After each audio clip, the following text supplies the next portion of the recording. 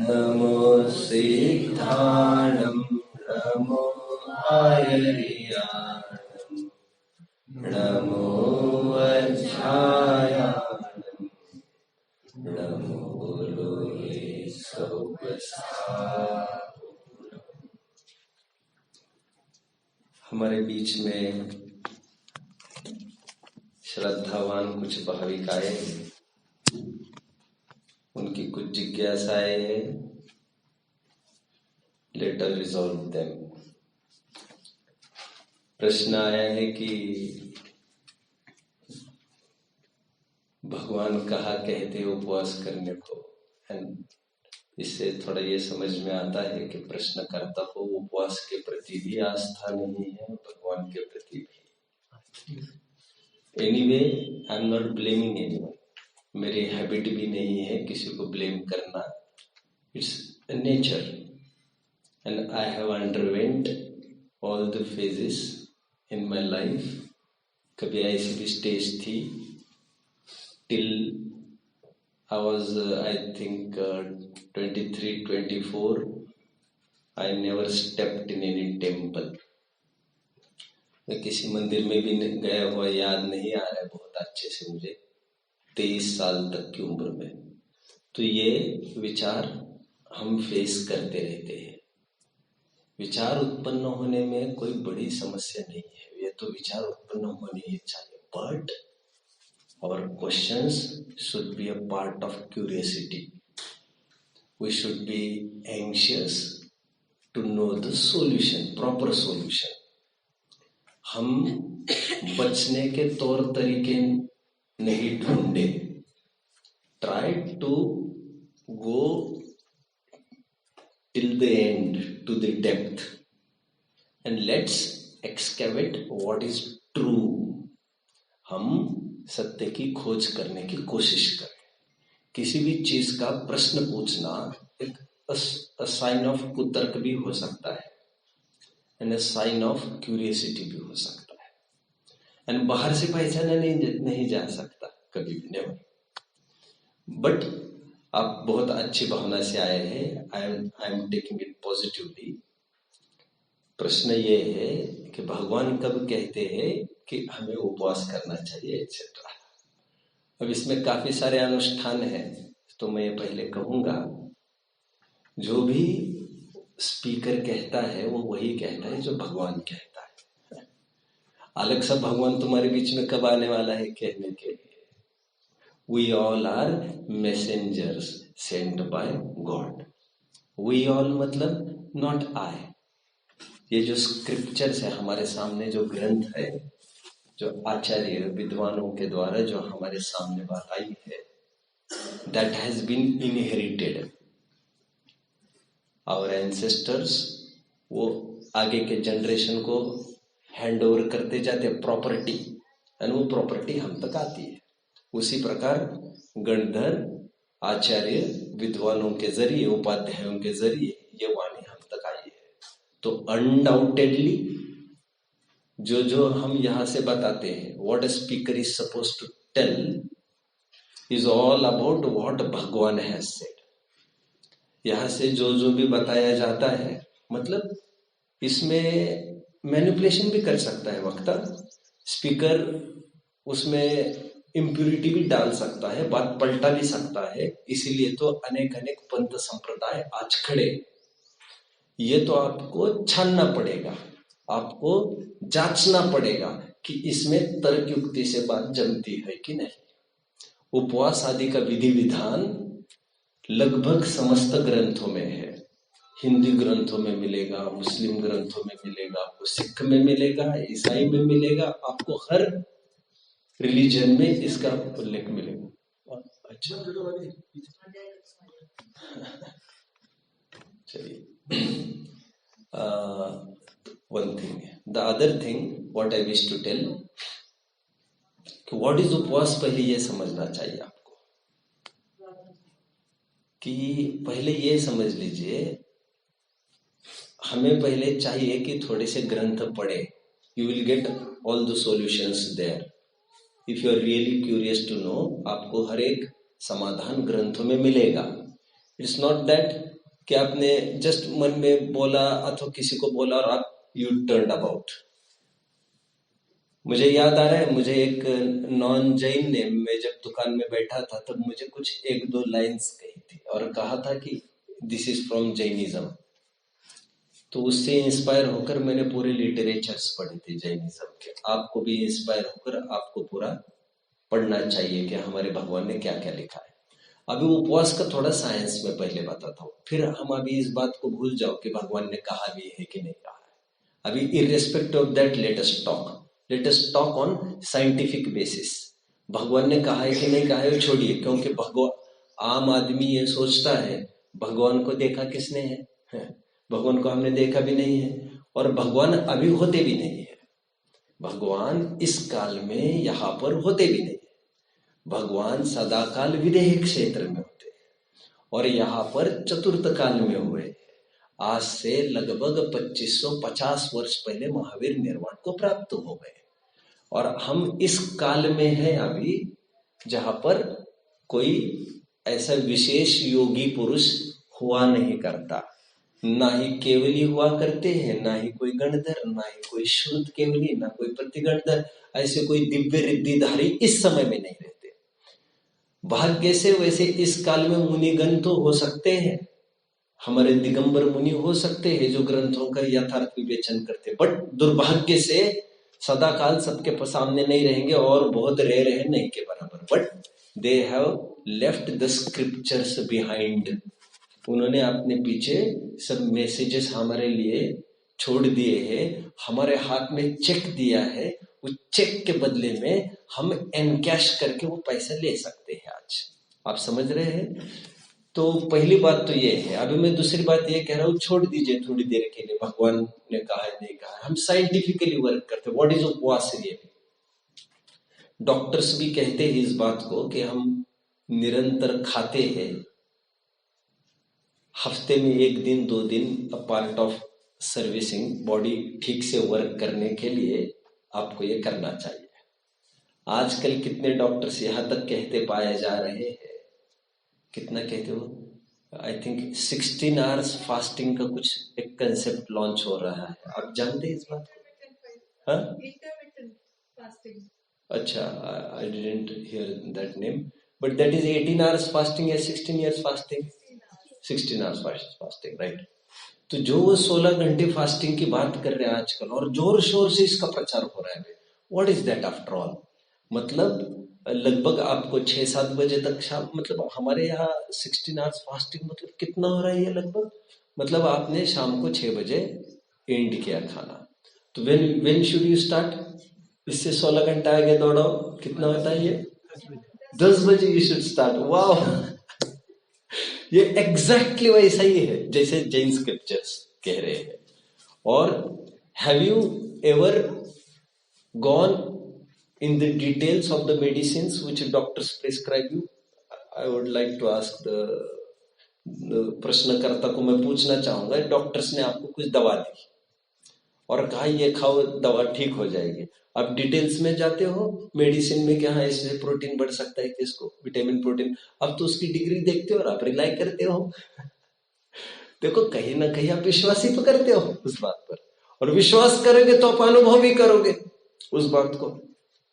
Anyway, doctors भी आज 16 hours fasting का कह रहे हैं और हमारे ग्रंथ स्क्रिप्चर जो हजारों वर्ष पहले से रात्रि भोजन त्याग की बात करते आ रहे हैं कि आपको रात्रि में भोजन नहीं करना है। हमारे यहाँ सूर्यास्त के अंतर मुहूर्त पहले और सूर्योदय के एक अंतर मुहूर्त बाद तक के पैच में आपको कुछ ना खाना है ना पीना है। That goes to somewhere 16 hours. आप समझ रहे हैं मेरी बात को? मतलब मेडिकल साइंस के हिसाब से देखो तो आपको ट्यूनिंग मिल जाएगी इस बात की। अब वो उपवास क्या है मैं थोड़ा बताता हूँ। हमें पर्पस समझ में आना चाहिए कि हम यहाँ पर आए हैं, हमारा पर्पस खाना और पीना नहीं है, क्योंकि खाना पीना आज आप खा रहे हो, जानते हो परिस्थिति का थोड़ा फेर हो गया। आप लोगों ने देखे बच्चों कितने ही जन डस्टबिन में उतर उतर के वहां से बिन बिन कर खाते, कितने जन ने देखा है अपनी लाइफ में? मतलब आई हैव सीन। अरे ये तो फिर भी नसीबवान है, इनको कुछ दिख रहा है, बट आज ऐसे कितनी कंट्रीज है जिन कंट्रीज में स्टारवेशन का और डेथ ड्यू टू स्टारवेशन का रेट इतना जबरदस्त है कि आप तो कल्पना नहीं करेंगे। और इवन भारतवर्ष में उसके आंकड़े आप देखेंगे, जो एक बारी भोजन करते हैं स्टारवेशन से कितने जन मर रहे हैं, कितने जन बिना पानी के, तो आपको पता चलेगा। मतलब क्या कहना चाहता हूं मैं, कहना ये चाह रहा हूं फिलहाल कि स्थितियां हमेशा एक सरी की नहीं रहेंगी। आज हमारे सामने खाने पीने की सामग्री है, सदाकाल ऐसे रहेगा ऐसा नहीं। तो बात यह है कि ये नेचर नहीं है जीव का खाना पीना कुछ। और हमारे ग्रंथ यहां तक कहते जैसे नरक आदि गतियां, ये तो तिर्यंश है, कुत्ता बिल्ली आदि, उनके खाने पीने का तो कोई ठिकाना ही नहीं है। और नरक ऐसा स्थान बताया है जहां पर खाने के लिए तो सागरों बीत जाते हैं। और वहां पर एक लाइन बोलिए बच्चों, 3 लोग को नाज चुखाए, मिटे न भूख करना न लहाए, सिंधु नीर ते प्यास न जाए, तो पन एक न बूंद लहाए। मतलब 3 लोग का अनाज खा जाए इतनी भूख लगती है, लेकिन वो एक दाना भी के लिए मोहताज होते हो। मतलब और आप अनुमान कर सकते हो, जैसे मनुष्य में ही किसी को हु इज स्ट्रगलिंग फॉर कहना चाहिए square mile also, hand to mouth existence के लिए भी वो परेशान हो रहा है, 2 टाइम भोजन भी नहीं मिल रहा है उसको, किसी को 1 टाइम भोजन नहीं मिल रहा है, किसी को भीख भी नहीं मिल रही। ये वेरिएशन देखकर आप ये समझ सकते हो कि लाइफ के कुछ ऐसे भी फेजेस है जहां पर भोजन भी नहीं मिलता, वन थिंग। लेकिन कुछ ऐसे भी फेजेस है जैसे देवगति वगैरह जहां पर भोजन करने की आवश्यकता ही नहीं पड़ती। तो you should go into the reason कि व्हाई ये वेरिएशंस क्यों है। तो हमारे ग्रंथ ये कहते हैं जिसने भोजन में आसक्ति की वे जाते हैं ऐसे स्थान पर जहां पर उनको भूख तो बहुत लगेगी, खाने कुछ नहीं मिलेगा। और जो निरासक्त रहते हैं वे ऐसे स्थान पर जाते हैं जहां पर अनुकूलता बहुत है लेकिन उन्हें भूख ही नहीं लगती। मतलब संयम, धर्म का प्रयोजन संयम होता है, संयम। और पहले तो हमारा एड्रेस आइडेंटिटी हमें समझना चाहिए। हमारा पर्सनल आइडेंटिटी ये है कि मैं जीव हूं, शरीर नहीं हूं। और जीव का काम जानना देखना है, ये शरीर का सहयोग बना है, इसलिए ये सब एक्टिविटीज देखने में आती है, खान पान आदि की। आपको विचार ये करना चाहिए कब तक आखिर खाता रहूंगा। और खाने के पीछे कमाना पड़ता है, खाने के पीछे सब कुछ कर रहा है आदमी। पापी पेट का सवाल है, कहता भी है। और पांचों पाप आदमी आज बेचैन है कमाने के लिए। वो कमाने के लिए क्यों बेचैन है? एक दिन प्रश्न पूछा था तो किसी ने यहाँ आप में से उत्तर दिया था, क्यों कमाता है आदमी? तो एक ही उत्तर था, जीने के लिए। सिंपली इतना सही उत्तर है। कमा क्यों रहा है रात दिन वो? क्योंकि उसको जीना। और जीना किससे होता है? भोजन सामग्री से होता है। मतलब हमारा पूरा गोल ये हो गया है कि हमें पेट के लिए आदमी पापी पेट का सवाल कहते हैं। लेकिन हम इस बात को समझे, जो शरीर छूटकर ही जाना है, जिस देह को एक दिन छोड़ना ही है, तो कभी ना कभी बैठकर विचार करना चाहिए। जीव अलग है, शरीर अलग है, आखिर भोजन करने की प्रक्रिया, व्हाट इज दैट प्रक्रिया? एंड साफ साफ समझ में आता है जितनी भूख है आपकी उसके अनुसार आपको डाइट तय होता है। एंड भूख जैसे हमारे मुनिराज है, रोजाना 1 बार भोजन करना है। उन्होंने अपने बॉडी को वैसे ही टेम कर दिया है, वैसे ही ट्यून कर दिया है, तो उनको दिन में 1 बार ही भोजन की आवश्यकता पड़ती है। 4 दिन अंतराय आती गई तो 4 दिन बिना भोजन के उन्हें कुछ नहीं होता। Why is it so? परिस्थितियों का जो उतार चढ़ाव देख लेता है वो थोड़ा सा अलर्ट हो जाता है और वो समझता है कि हमें शरीर के ज्यादा अधीन नहीं रहना चाहिए। उपवास इज दैट प्रक्रिया जहां पर बीच बीच में हम निरंतर देह से भिन्न, शरीर से भिन्न, मैं जीव हूं ऐसी अनुभूति करने का अवसर मिलता रहे। और इसी बीच में कभी बिना नमक का भोजन करें, कभी हम बिना फल का भोजन करें, कभी बिना मिठाई का भोजन करें। यह हमें पीड़ा देने के लिए नहीं है कुछ भी, ये हमें बस टेस्टिंग करने के लिए ये सब सोर्सेस है कि how much we are attached, जिसके बहाने आपको ये पता चलेगा आप कितने आसक्त है खाने के प्रति। और किसी भी चीज का अटैचमेंट तब पता चलता है जब उस चीज से आपको दूर रखा जाए। और जितनी मात्रा में अटैचमेंट है उतनी मात्रा में आपको दुख है। जितने क्या कहते हैं, जितने एक्सटेंट में आपको अटैचमेंट है उतनी एक्सटेंट में आपको दुख होगा। तो ये उपवास आदि की जो प्रक्रिया है ये हमारे शरीर के प्रति अटैचमेंट हटाने की प्रक्रिया है इसको। और आगे की बात सुनिए, जो डिटैच्ड हो गए हैं जैसे मुनिराज वगैरह डिटैच्ड हो गए, तो उनको यहां तक कह दिया है वे भोजन करे अथवा नहीं करे उससे कोई फर्क नहीं पड़ता। वे भोजन का पर्पस भी जानते हैं और जब जब भी भोजन करते हैं अनासक्त भाव से करते हैं। वे ये जानते हैं भोजन से मेरा जीवन नहीं चलता और भोजन नहीं मिलता है तो वे कोई गिड़गिड़ाने वाले नहीं है। तो ऐसे जनों का भोजन करना भी हमारे ग्रंथों में निर्जरा का कारण कहा गया है। टोडरमल जी की प्रसिद्ध लाइन है, ज्ञानियों को उपवास की इच्छा नहीं है, ज्ञानियों को शुद्धोपयोग की इच्छा है। हमारे ग्रंथों में ऐसे भी उल्लेख है बच्चों, ऐसे मुनि हुए जिन्होंने एक भी उपवास नहीं किया और निर्वाण की प्राप्ति कर गए। तो उपवास ऐसा कोई रूल नहीं है एज सच, बट बाहर के अनुष्ठान उपवास आदि ये केवल इसके लिए थे क्योंकि जीव रियलाइज करे कि तुम कौन हो, तुम्हारी अटैचमेंट्स कितनी है, तुम्हारी कमजोरियां क्या है, to overcome our minus points, जो भी हमारे कमियां है वीकनेसेस है उनको हम ओवरकम करने के लिए ये सब बताया गया था। तो उपवास है, बाकी के व्रत है, नियम है, तप है, मौन है, इतने घंटे आपको बात नहीं करना है, इतने घंटे आपको खाना नहीं है, सामयिक है, इतने घंटे आपको हलन चलन नहीं करना, ये तो बस देखने के लिए, क्योंकि कभी ऐसी परिस्थिति आएगी आप बेड रिडन होगे तो मुश्किल पड़ेगी आपकी। और सदाकाल स्थितियां तुम्हारे अनुसार रहने वाली नहीं है, एक अलर्ट है, अलर्ट। तो मैं ये समझता हूं कि भगवान ने उपवास का विवेचन किया है और उपवास का विवेचन अथवा उपवास का कंसेप्ट, विवेचन की भी छोड़ो, उपवास का कंसेप्ट आधार सहित है, दैट इज नॉट बेसलेस। और हमें डिटैच्ड होना है, बाह्य द्रव्यों से हमारा अस्तित्व नहीं होता। मैं जीव हूं, मैं I am soul and I am solely, I am alone. तो ये सब मेरा काम जानना देखना है, शरीर मेरा नेचर नहीं है, ये आया है ऊपर से और एक दिन छूटकर चला जाएगा। इसके पालन पोषण में मैं दिन रात एक नहीं कर सकता। मतलब कहना ये है, try to understand the purpose of why you are here.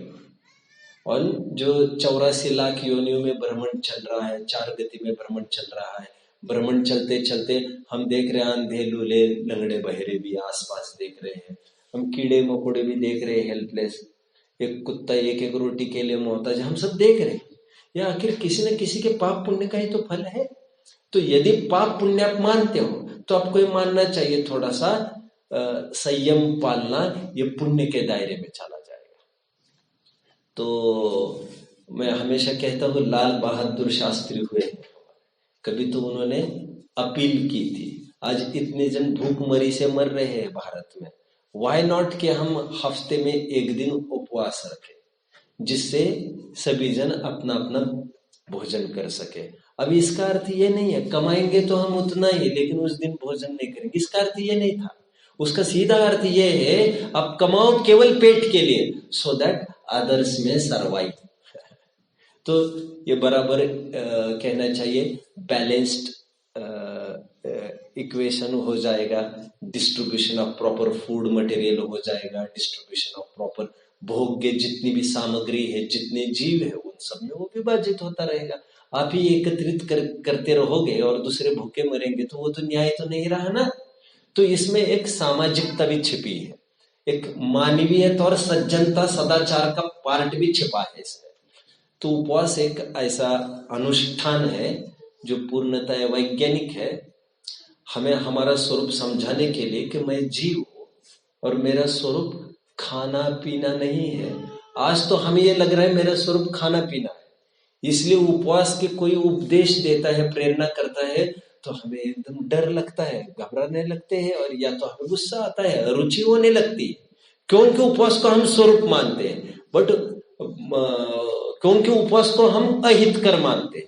But हम देखे जीव का स्वरूप खाना और पीना नहीं है, ये तो दोनों का यूनियन हुआ, जीव और शरीर का। तो ये शरीर की मांगों में जीव उलझ रहा है, अ सॉर्ट ऑफ पनिशमेंट मिला है ये हमें कि इसको पोसो।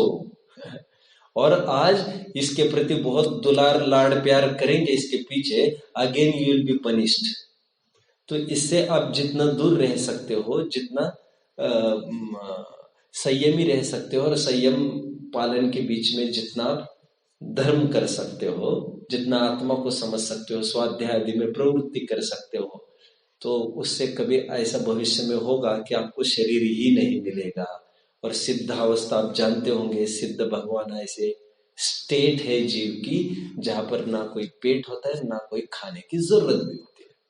और आज जिन्हें उपवास कठिन और दुखकर लग रहा है वो सिद्धावस्था को कैसे उपादेय मानेगा, सिद्धावस्था को कैसे चाहेगा। और जिन्हें हम रोजाना नमस्कार करते हैं, भगवान के रूप में आराध्य मानते, गोल मानते हैं हम भगवान, वे उनका स्वरूप तो खाना पीना है ही नहीं। जिनेंद्र भगवान है, वे तो कुछ खाते ही नहीं है। सिद्ध भगवान है, वे तो कुछ खाते ही नहीं है, लेकिन उनका जीवन चल रहा है ना, और वे तो अनंत सुखी है। इसका मतलब भोजन से तो जीवन नहीं चल रहा है, और ना ही भोजन से सुखी होता है। ये तो हमारी कमी और कमजोरी, जो हमें सुख का फीलिंग होता है, उस सुख के फीलिंग को तोड़ने के लिए उपवास आदि कुछ अनुष्ठान बताए गए, रस त्याग वगैरह बताया गया। I think I am clear and you are also clear. तो मुझे आप बताइए कि आपको कहाँ फोकस इसमें और चाहिए, सो दैट मैं उस पॉइंट को फोकस करूंगा। कोई प्रश्न है इसी पर्टिकुलर बात को लेकर? प्रश्न है प्रश्नकर्ता को? उपवास के बारे में बोलिए। उपवास के बारे में जैसे आप सुनते हैं कि भाई इतने 8 दिन का, 10 दिन का, या कुछ डिस्क्रिप्टिव जो उपवास होता है वो करते हैं। ओके, तो उसका थोड़ा क्या महत्व है और क्या करना चाहिए कि नहीं करना चाहिए उपवास? Okay, please. Okay, I got you, I got you. Okay, I got you.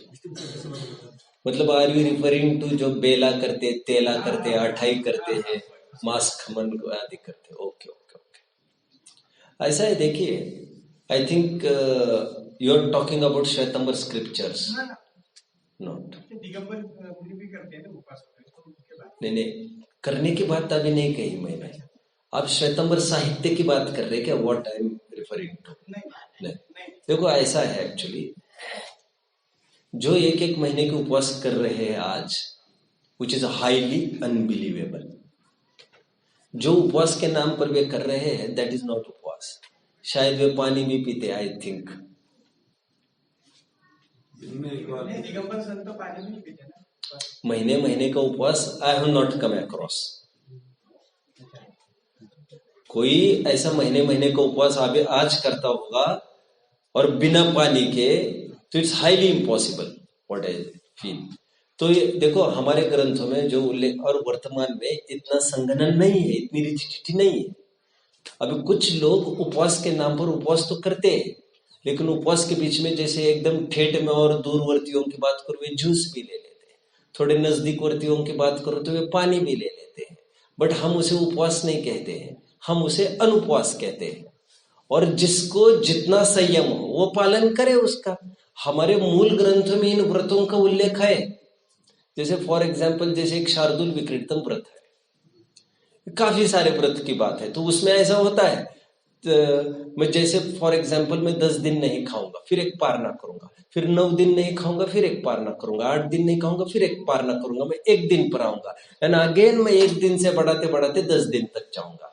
But ये जितने भी अनुष्ठान कहे हैं, वो जीव को रियलाइज करने के लिए कि हाउ यू आर इंडिपेंडेंट, कितने हम स्वाधीन स्वतंत्र है, इस शरीर के बिना हम कितने रह सकते हैं। और यदि पारने के दिन में हमको आसक्ति हुई, 2-5 मिनट भी थाली लेट परोसी गई तो हमें आसक्ति हुई, तो that was an acid test and you have failed in that. तुमने 10 दिन आपने धैर्य रखा एंड 10 मिनट के लिए आप धैर्य नहीं रख सके, इट्स शेम ना। आपको थोड़ा टेस्ट ऐसा ऐसा हुआ तो आपको ये लगने लगा मेरे पारने का दिन था, आपको ध्यान नहीं रखना चाहिए मेरा, दैट डिस्टर्ब, सब खेल उसका खत्म हो गया। मतलब किसी भी चीज के पीछे यदि हम बेस में नहीं जाएंगे, बुनियादी कंसेप्ट नहीं देखेंगे, देन वी विल फेल। हमारे किसी भी क्रिया में एक साइंस है, पर्पज है उसके पीछे। तो हमारा पर्पज जितने भी अनुष्ठान है वो केवल ये था कि हम शरीर से बिना, शरीर के बिना कैसे हम जी सकते हैं, क्योंकि नेचर हमारा शरीर के बिना ही जीना है। अभी नेचर ऐसा होने पर भी प्रैक्टिकली हमें पॉसिबिलिटी कम दिखती है उसमें आम जनों को, इसलिए हम निरंतर अभ्यास कर करके हम नेचर की प्राप्ति की कोशिश में तैयार रहते हैं। इसलिए आज भी हम देखते हैं कोशिश, जैसे आई am talking about my self really. देखो, जैसे मैं एक आम आदमी था पहले, और प्रारंभ में सभी आम ही होते हैं, जब तक तत्वोपदेश नहीं सुनते सब आम ही हुआ करते हैं। भगवान भी पहले आम ही थे, इसमें तो कोई बड़ी बात है भी नहीं। मैंने एक एक्सपेरिमेंट किया एक्चुअली मेरी लाइफ में, और मैं भी आम आदमी था, मुझे भी पंखा चाहिए, सब चाहिए, तो आई एक्सपेरिमेंटेड माई सेल्फ कि मैं अभी एक काम करता हूँ, मैं बिना, आज मैं 1 ही घंटे का फैन का प्रयोग करूंगा, फिर मैं ये भी छोड़ दूंगा, ये भी छोड़ दूंगा। मैंने ये ऑब्जर्व किया, मेरा शरीर अकॉर्डिंगली सूट कर गया, एडॉप्ट हो गया उसको, और वो ये शरीर आज इस कदर है 50 डिग्री टेम्परेचर भी हो जाए, लथपथ हो जाए मेरी चटाई, literally I am talking about 50 to 52 भी चली जाए टेम्परेचर, लथपथ हो जाए पसीने से भी, बट उससे मुझे कोई भी हार्म नहीं दिखता। और सभी जन कहते बहुत गर्मी चल रही, बहुत गर्मी, बट मुझे कुछ भी डिस्टर्बेंस नहीं। ठंड में भी मैंने थोड़ा सा एक्सपीरियंस किया ऐसा, चिलिंग ठंड में मैं थोड़ा कोशिश की 2-3 साल हम और कम पहनेंगे, माय बॉडी उसको लेने लग गई, कैप्चर सिंक्रोनाइजेशन में चलने लग गई। तो मुझे क्या कहना है, हम क्यों अधीन हो रहे हैं? और ये तिरंज आसपास जो हम देख रहे हैं, वे क्या कर रहे हैं? वे कौन से कपड़े पहन रहे हैं? वे तो कर ही रहे हैं ना। हम मानव ने सुधार के नाम पर थोड़ी बुद्धिजीवी होने के दाव पर वी स्टार्टेड यूजिंग 3 पीस पहनना चाहिए, थोड़ा ये पहनना चाहिए, थोड़ा ये पहनना चाहिए, बट स्वाधीनता पर आँच आती रही हर जगह। और हमारे आध्यात्मिक ग्रंथ हमें ये कहते हैं, रे मानव, ऐसे कैसे विकास के मार्ग में तुम बढ़ गए जिसमें तुम जीव को और पराधीन बना रहे हो। और तुम कह रहे मैंने एसी की खोज की, मैंने ऐसे घरों की खोज की, मैंने ये खोजों का क्या मतलब है? कहते हैं तुम तो स्वयं को कंडीशनड बना रहे हो, तुम तो धोखे में रख रहे हो, और तुम तो इतने पराधीन बना रहे हो सबको, एक भी चीज तुम्हें टाइम पर नहीं मिले तो यू आर गोइंग मैड। ऐसे तो पुराने जमाने में था नहीं। And everyone knows necessity is the mother of invention. आज जितनी भी इन्वेंशंस है, और ये सब इन्वेंशंस क्या प्रूव करते, क्या सिद्ध करते हैं? ये अब थोड़ा समझ रहे हैं ना मुझे क्या कहना है? ये क्या सिद्ध कर रहे इन्वेंशंस? ये हमारी गाड़ी नीड सिद्ध कर रहे हैं ना। हम उसको उस एस्पेक्ट में क्यों नहीं देख रहे कि we are not progressing, we are regressing? क्योंकि हमारी नीड लिस्ट बढ़ गई है, हमारी विश लिस्ट बढ़ गई है। हम उस दृष्टि से क्यों नहीं देख रहे? हम इस विकास को, हमारी अवनति क्यों नहीं देख रहे कि हमारी मांगे बढ़ गई है आज, और हमारी मांगे बढ़ना इज कहीं ना कहीं डिपेंडेंसी। एंड जो light now, can you imagine your life without electricity? Can you imagine now?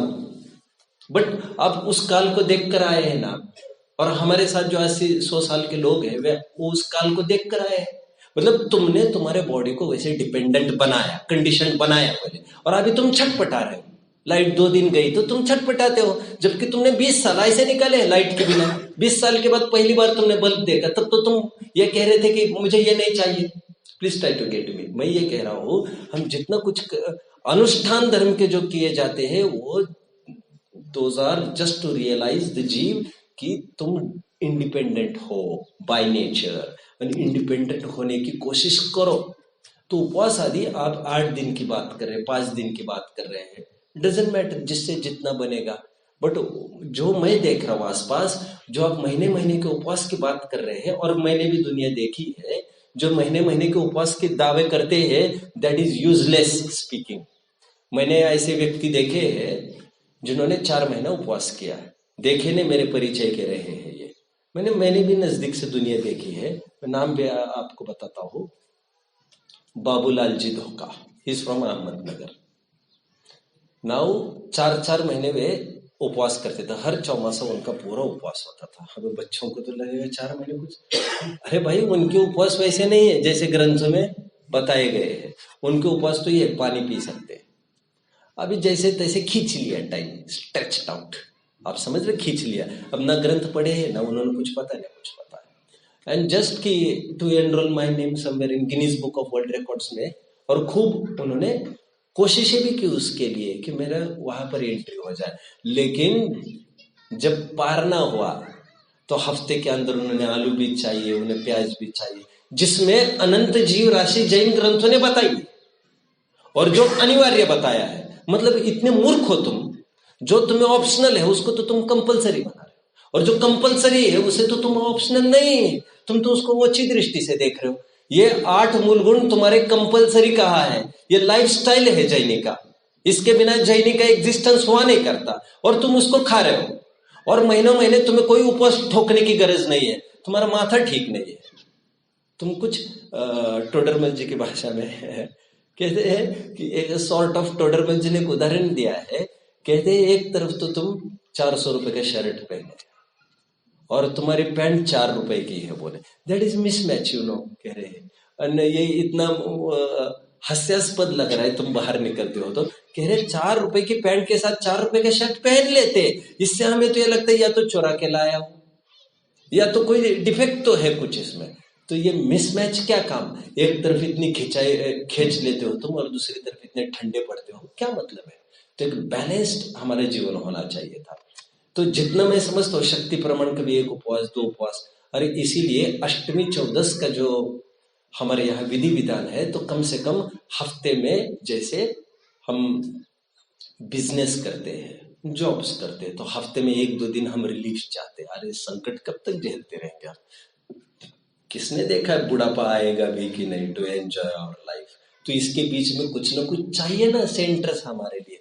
ठीक उसी प्रकार किसने देखा हम धर्म आगे कितनी मजबूती से कर पाएंगे, उसके लिए बीच में अष्टमी है, बीच में चौदस है, तो हम खान पान का संयम रख सकते हैं, उस दिन धंधे पानी का हम विराम कर सकते हैं, जिसके बीच में हम उसमें डुबकियां लगाकर हमें आनंद बढ़े, तो हम सोच सकते हैं धंधे का हमेशा हमेशा के लिए अभाव करने को। जब एक दिन ही इतना अच्छा लगा तो क्यों आदमी नहीं आगे बढ़ेगा।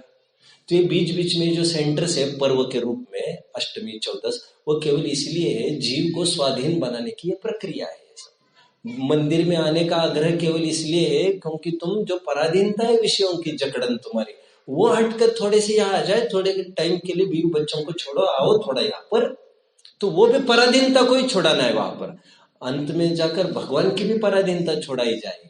मंदिर वहां नहीं है, गॉड ड्वेल्स हियर, ये बताया जाएगा। जिनागम के जितने भी अनुष्ठान है, अनुष्ठान, are you getting what I am trying to say, पूजा, स्वाध्याय, उपवास, हाँ, तो जितने भी अनुष्ठान है, व्यवहार के चारित्र को मैं अनुष्ठान कहता हूं, जितने भी अनुष्ठान है उनका सबका प्रयोजन है, पर्पज है उसका कि हम अंदर तक आ जाए, बाहर के विषयों से हम निवृत्त होने लग जाए, इतनी सी बात है। और कोई प्रश्न हो तो प्लीज। रस परित्याग, देखो अगेन धर्म में बताए गए जितने भी उल्लेख है, अनुष्ठान है, वे संयम की ही दृष्टिकोण से। एक बात, अभी ये तो एक प्रकार का कोइंसिडेंस यू कैन कॉल, कि जो जो संयम का पार्ट होता है वो अपने आप थोड़ा अहिंसक ही हुआ करता है, स्वास्थ्यवर्धक भी हुआ करता है वो। Are you getting? तो अनायास स्वास्थ्य उसमें होता है, तो लोग कभी कभी डॉक्टर्स वगैरह अथवा आम लोग भी, देखो आम लोग हम देखते धर्म के प्रति अरुचि होते हैं, धर्म शब्द से, यद्यपि वे नहीं जानते मैं किसकी रुचि कर रहा हूँ, बट उनको ये यदि समझाया जाए ना, उनकी रुचि शरीर के प्रति है, अरे तुम्हारा शरीर स्वस्थ रहेगा इसलिए कह रहे, they easily accept that thing.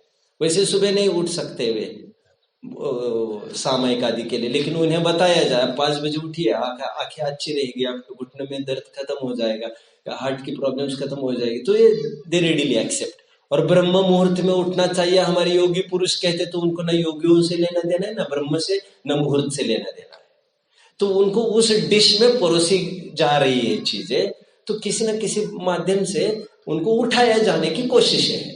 But धर्म में जितनी चीजें बताई है वो संयम के ही दृष्टिकोण से, अब एक बाय प्रोडक्ट के रूप में वे सब हमें कहीं ना कहीं बेनिफिट करते हैं फिजिकली, तो करेंगे ही वे, तो उसमें क्या बड़ी बात है। आपने मुनिराज को कभी मंजन करते देखा है? कोई तकलीफ है क्या उनको? और हमें इतनी सब मंजने करते, 2-2 3-3 टाइम सब करते रहते हम, और तब भी हमारा फैमिली डॉक्टर से अब हमको ये भी चाहिए, डेंटिस्ट भी चाहिए, हर महीने में चाहिए, ऐसा भी चाहिए, वो भी चाहिए। अबे आंखों की बातें ले लो। अब में मुनिराजों में 100-100 साल के मुनि हुए, कुंदाचार्य देव अभी के ही टाइम में ऐसे कुछ कमी देखी, और 100 साल तक भी वे ग्रंथ लेखन आदि सब काम कर रहे। 100 साल तक रहे मतलब ये समिति पालते रहे, ये प्रमाण है इसका। तो स्वास्थ्यवर्धक होता ही है उनका जीवन, इसमें बड़ी बात क्या है? जिन्होंने प्रकृति को समर्पित किया उनका स्वास्थ्य वैसे ही अच्छा रहेगा। कभी चश्मा लगा तिरंचों को देखा है? गाय को चश्मा लगा हुआ, कान की मशीन, कभी कुछ ऐसी प्रॉब्लम, कोई कैंसर है HIV कभी सुनने में है आपके? अरे क्या ये बात है, ऐसा लगेगा। तो जो प्राकृतिक है देखो, उनके खान पान का सेटेड है। गाय केवल, अरे हुआ होगा यार, इतना मत करो। मैं ये कह रहा हूं, कोरोना से कोई गाय भैंस मरी हुई आपके ख्याल में आई? खैर, अब मैं तो क्या कहने वाला था कि उन्होंने वे अपनी प्रकृति का बराबर पालन करते हैं। उनको वो खाना है तो उनको वैरायटी नहीं चाहिए उसमें, रोजाना घास ही खाते हैं, 12 महीने खाते और जीवन भर वही खाते हैं। समझ रहे हैं? तुमको मिठाई चाहिए, मिठाई के साथ नमकीन भी चाहिए, नमकीन के साथ तुम्हें थोड़ी ये भी चाहिए, वो चाहिए, दैट डिस्टर्ब्स एनीवे। तो हम प्रकृति से बाहर आ गए तो हमें दिक्कत खड़ी हो गई। रस परित्याग वगैरह का प्रयोजन केवल यही है। Ras parityag has nothing to do with health really.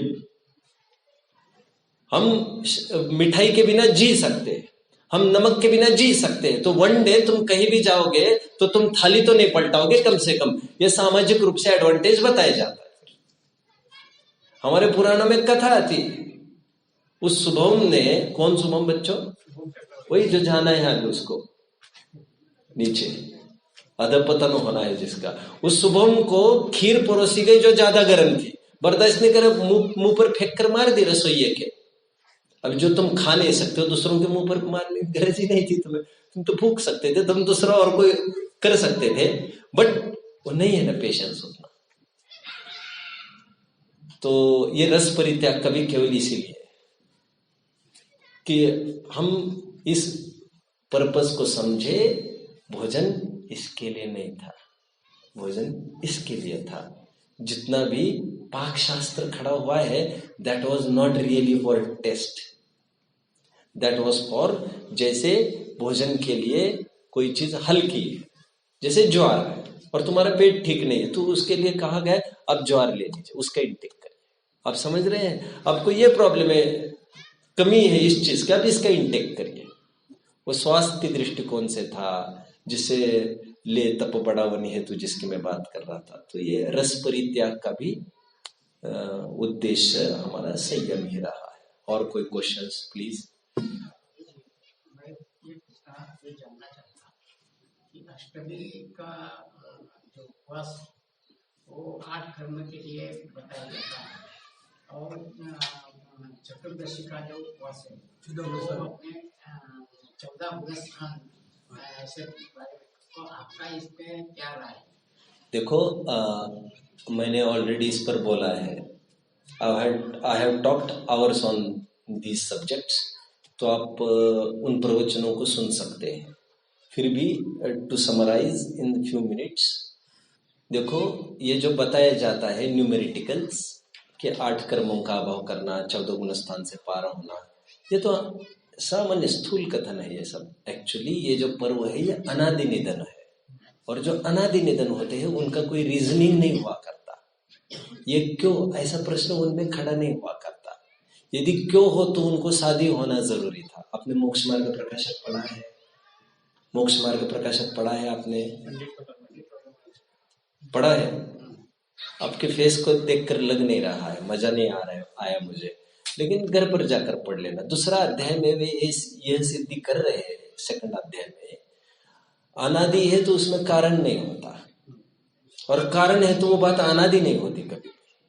तो जो अनादि निधन पर्व है उसमें कारण की मीमांसा हो नहीं सकती रियली, बट थोड़ा सा हमारी ही बुद्धि को थोड़ी अच्छे से जचने के लिए अथवा आम जनों को समझाने के लिए ये सब नए नए तर्क खड़े किए जाते हैं, that are not very baseful, but ठीक है, यदि किसी माध्यम से उसे हेल्पफुल लगता हो 8 कर्मों का अभाव तो ठीक है, 8 मूल गुणों का पालन करना, 8 कर्मों का अभाव करना, सम्यक्त्वादि 8 जो 8 न्यूमेरिकल दिख रहा है वहां पर सब कारण गिनाए जाते हैं। अब 14 जो न्यूमेरिकल दिखा है वहां पर गिनाया जाएगा 14 परिग्रह से दूर होना है, 14 जैसे चंद्रमा विकसित होते होते तो बताया जाता है सब, लेकिन परमार्थ से ऐसे कोई कारण नहीं होते।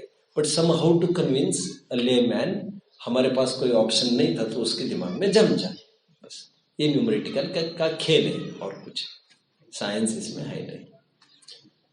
हमें बस इंडिपेंडेंट रखना है जीव को, वो कितने इंडिपेंडेंट हम रख सके दैट इज आवर सक्सेस, और जितना हमें अटैच्ड रहेंगे दैट इज आवर फेलियर। सीधा जैनिज्म का इतना रूप है।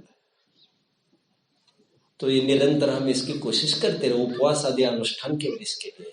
इन टुकड़ों पर पलने वाली मेरी फितरत है क्या? इन टुकड़ों, हम तो उनके जैसे होंगे, भगवान जैसे, तो बिना भोजन के होती जिन्होंने क्षुधादि दोषों का अभाव किया।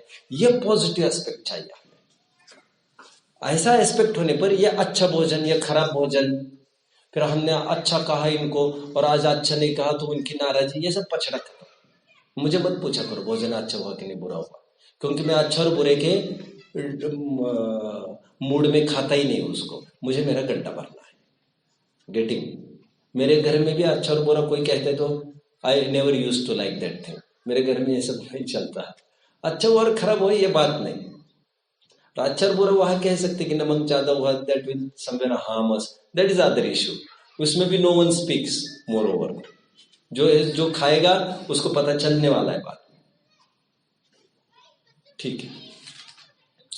हमारे ग्रंथों में ऐसे भी मुनिराज की कथा है जिसने कड़वी तुम्बी का भी आहार ले लिया मरने की कीमत पर। आप जानते हैं, सुना है? नहीं जानते आप लोग? अरे आपको कैसे मजा आएगा। एनीवे, ठीक है।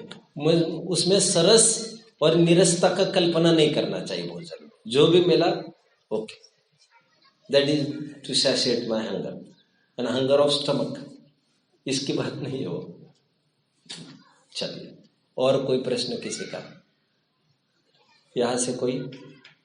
काले रंग की बात उठी थी, मैं उस पर फोकस करता हूँ। एक्चुअली मैं ज्यादा जानता नहीं हूँ दुनिया की बातें, बट कुछ रंग चिकित्साएं होती है, इफ यू हैव हर्ड। रंग चिकित्साएं होती है। I have even heard of गंध चिकित्सा। अमुक गंध लेंगे तो you start healing, you start feeling nice, etcetera etcetera. तो कलर विज्ञान का ये है बच्चों। हमारे यहाँ लेशा बताइए, आप जानते हैं? द्रव्यलेशा, लेशा मतलब कलर्स, द्रव्यलेशा मतलब, तो ये बताया जाता है लगभग कि धर्म क्षेत्र में काले कपड़े पहनकर नहीं आना चाहिए। और उसका रीजन भी जैसे साइंटिफिकली मैं थोड़ा प्रूव करूँ। काला रंग वैसे निषेधात्मक माना जाता है, जानते हो आप लोग? निषेधात्मक। And white colour stands for peace. पहले जमाने में जब भी युद्ध पर विराम होता था, पुराण पढ़ लीजिए ना बच्चों, उसमें जैसे विराम, जैसे फॉर एग्जाम्पल रावण थॉट की Dashlakshan is coming, let's hold now. ये जो चल रहा है तो थोड़ा होल्ड करते इस लड़ाई को। तो उन्होंने बीच समर में एक ध्वजा लहराई सफेद, दैट वाज टू इंडिकेट कि हमें होल्ड करना, now we want peace for some period. तो पीस को देखकर फिर कोई हथियार नहीं चला था। व्हाइट, तो व्हाइट स्टैंड्स फॉर पीस बच्चों।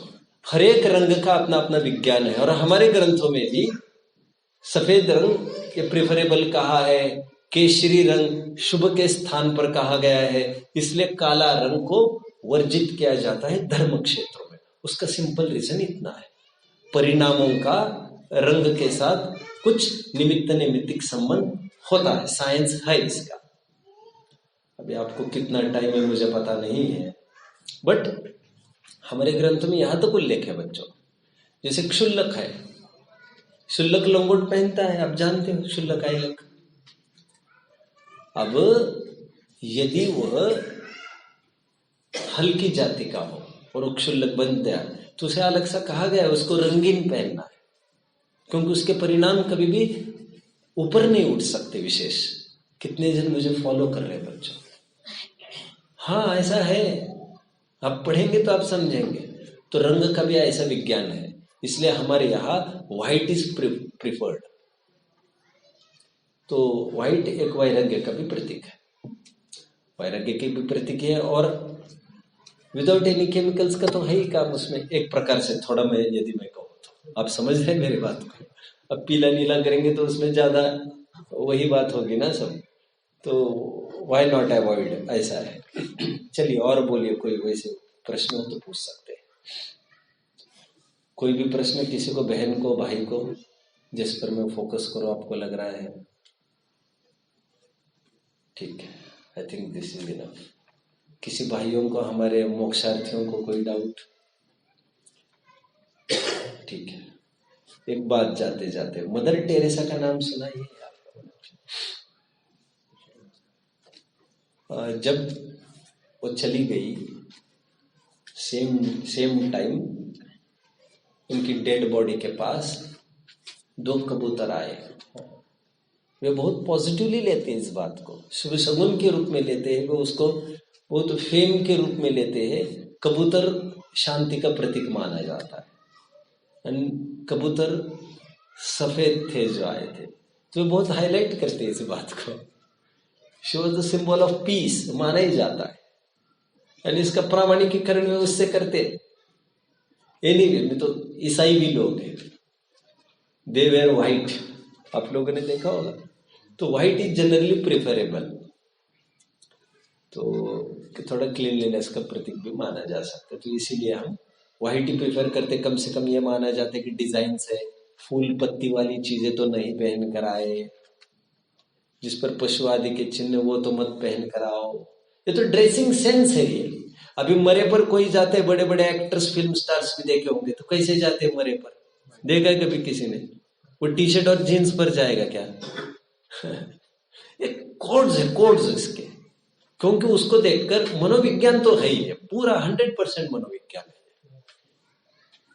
अरे आप पुराण पढ़ेंगे तो आप पता चलेगा आपको। पुराण मतलब हिंदू पुराण भी, इवन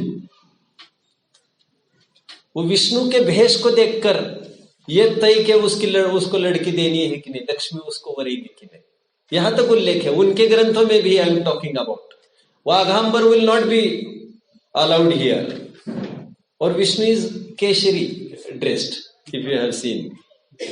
तो लक्ष्मी ने उसी को वरा, ऐसा सब उनके भी पुराणों में आता है, मैं तो ये कह रहा हूं आपको।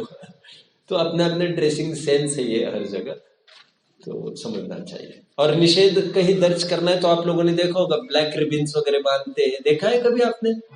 निषेध दर्ज करना है, किसी को बॉयकॉट करना है, तो किसी को काली मां पोतनी के रूप में उसको माना जाता है, साइमन गो बैक है, तो वो सब ब्लैक में ही अपोज होगा उनका, जो भी होगा। ये समझ में आता है, दैट इज एक निषेधार्थक होता है। कोई बोल रहा है? 6 लेस्या 6 लेस्या अलग अलग रंग विज्ञान कहे हैं हमारे यहाँ, जिसमें कृष्ण लेस्या एक बताइए बच्चों। अभी देखो प्राकृतिक रूप से जो 7वीं पृथ्वी के नारकी है, क्या कहा? 7वीं पृथ्वी के नारकी है। और वन मोर थिंग बच्चों, वी जनरली से 7वां नरक, it's not like that, it's not 6वां नरक, इट्स नॉट 7 नरक, देयर आर 7 नरक, ऐसा नहीं है। नरक 84 लाख है, नरक की पृथ्वी 7 है। ये जो प्रचलन चालू है उस प्रचलन को खत्म कर दो, और तुम्हारी हमारी जिम्मेदारी है। अभी ग्रंथों में कहीं ऐसे उल्लेख नहीं है। पृथ्वियां 7 होती है, कितनी? 7। नरक के 7 पृथ्वी वाले जो नारकी है ना, उसका नाम क्या मालूम? 7वीं पृथ्वी का महात्मा, एक्सट्रीम ब्लैक। और उनके बाहर के रंग भी, बॉडी के रंग भी उनका एक्सट्रीम ब्लैक ही होता है नारकियों के। अभी जैसे जैसे आप ऊपर आते जाएंगे नारकियों में भी वैसे वैसे रंग बदलते जाएंगे। तो रंग का ऐसा विज्ञान तो है। तो यहां पर जरूर मनुष्यों में 6 प्रकार के लेस्याएं कही गई, द्रव्य लेस्या टॉकिंग अबाउट।